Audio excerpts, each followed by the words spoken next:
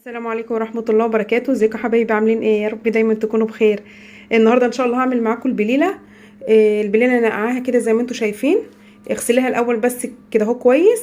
هي دي البليله اهي. هعملها معاكم بطريقه كويسه ان شاء الله تعجبكم. وعندي هنا اهوت دي معلقتين رز. الرز ده اغسليه برده كويس. وهنضيفه عليه كده اهو. ماشي. هسيبه بقى ساعتين واقول لكم فايده الرز ايه وارجع لكم ان شاء الله. بصوا يا بنات، بعد مرور ساعتين اهو زي ما قلت لكم اهو. الرز اهو خلاص قرب يدوب خالص اهو. اهو بيتكسر بايدي حتى اهو.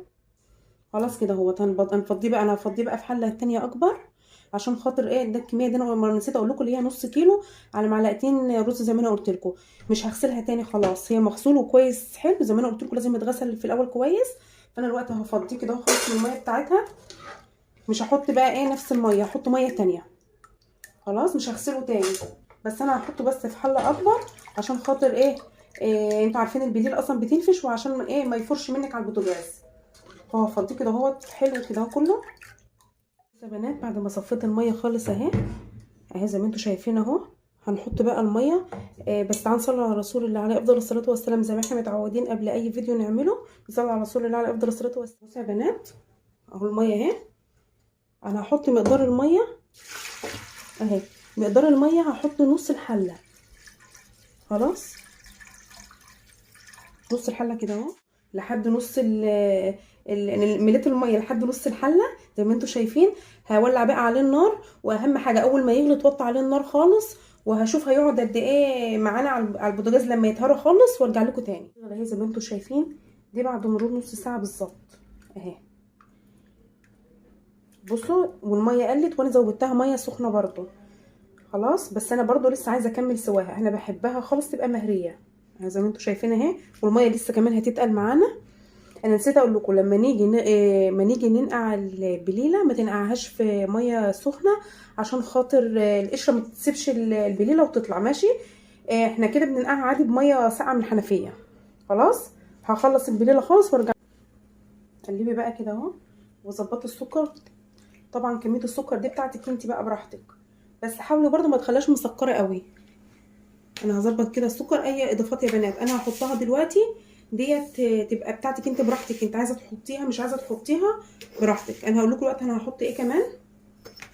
هحط كده اهوت السكر، وهحط طبعا فانيليا. بس الفانيليا هحطها على الاخر خالص بس تغلي كده اهوت واشوف السكر مظبوط ولا ايه، وهقول لكم على الاضافات الثانيه اللي انا هحطها.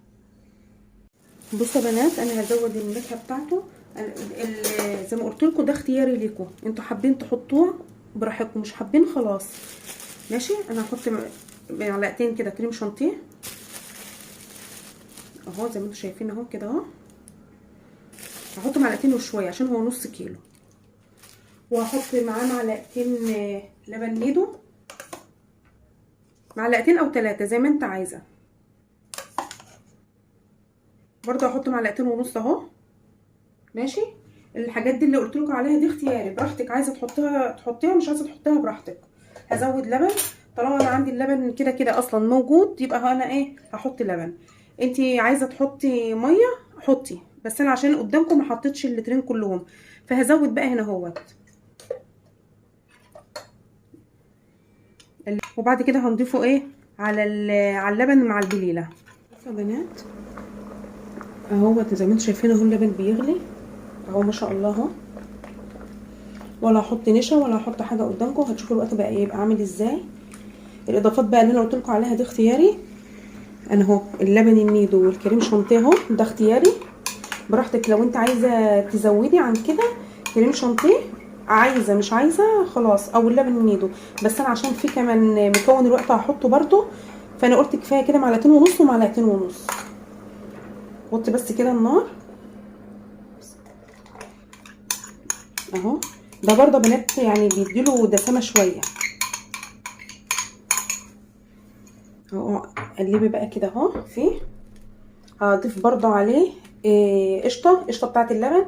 انا بجيب مثلا اللبن الجاموسي زي ما انا قلت لكم لترين او لتر، وبغليه وبحطه في التلاجة يومين وبطلع منه القشطه. القشطه دي انا بستعملها زي ما قلت لكم كده في الرز ولبن، بستعملها في البليله. هي بصراحه البليله ورز ولبن زي ما قلت لكم يعني بيبقى حلو باللبن الجاموسي. القشطه اهي هضيفها كلها عشان هو كده يعتبر برده مش دسم، انا عايزاه دسم شويه اهو. كميه القشطه هحطها كلها غلوتين بس كده يا بنات، البليله تطعم بس من اللبن وهطفي عليها